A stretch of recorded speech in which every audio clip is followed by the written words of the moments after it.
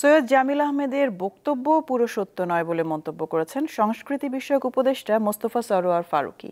শনিবার ফেসবুক পোস্টে তিনি এই দাবি করেন। এর আগে শুক্রবার শিল্পকলা একাডেমির মহাপরিচালকের পদ থেকে পদত্যাগের ঘোষণা দেন সৈয়দ জামিল আহমেদ। শিল্পকলার কাজে সংস্কৃতি বিষয়ক মন্ত্রণালয় ও উপদেষ্টার হস্তক্ষেপের অভিযোগ এনে তিনি পদত্যাগের ঘোষণা দেন।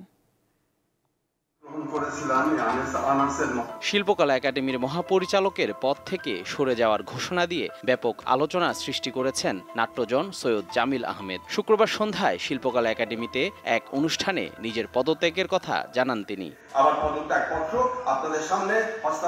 কারণ হিসেবে জামিল আহমেদ জানান, উপদেষ্টা ও মন্ত্রণালয়ের অযাচিত হস্তক্ষেপ, আমলাতান্ত্রিক জটিলতা, একাডেমির সচিবকে ফোকাল পার্সন হিসেবে মনোনীত করা, বাজেট কর্তন এবং দুর্নীতিবাজ চক্রের নানা অপতৎপরতা সহ বেশ কিছু কারণে তিনি তার পদ থেকে সরে যাচ্ছেন। বিষয়টি নিয়ে প্রতিক্রিয়া জানিয়েছেন সংস্কৃতি বিষয়ক উপদেষ্টা মোস্তফা সরোয়ার ফারুকী। শনিবার ফেসবুকে তিনি লেখেন, আপাতত বলে রাখি, সৈয়দ জামিল আহমেদের বলা অনেকগুলো কথা পুরো সত্য নয়। অনেকগুলো কথা ডাহা, মিথ্যা এবং কিছু কথা পরিস্থিতি ডিল না করতে পারাজনিত হতাশা থেকে বের হয়ে আসা বলে মনে হচ্ছে।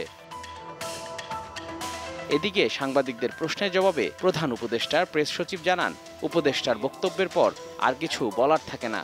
এটা ওনার একটা ডিজি মহোদয়ের একটা ব্যক্তিগত একটা ডিসিশন। আমি এই বিষয়ে আসলে মন্তব্য করতে পারি না। আর কিছু কিছু বিষয়ে অলরেডি আমাদের অ্যাডভাইজার, সংস্কৃতি অ্যাডভাইজারই অনেক কিছু এক্সপ্লেন করেছেন। রাজনৈতিক পট পরিবর্তনের পর 2024 সালের 10 ডিসেম্বর শিল্পকলার মহাপরিচালকের দায়িত্ব নেন জামিল আহমেদ। 5.5 মাস পর পদ ছাড়লেন তিনি। জহিরুল মোহসান, দীপ্ত সংবাদ, ঢাকা।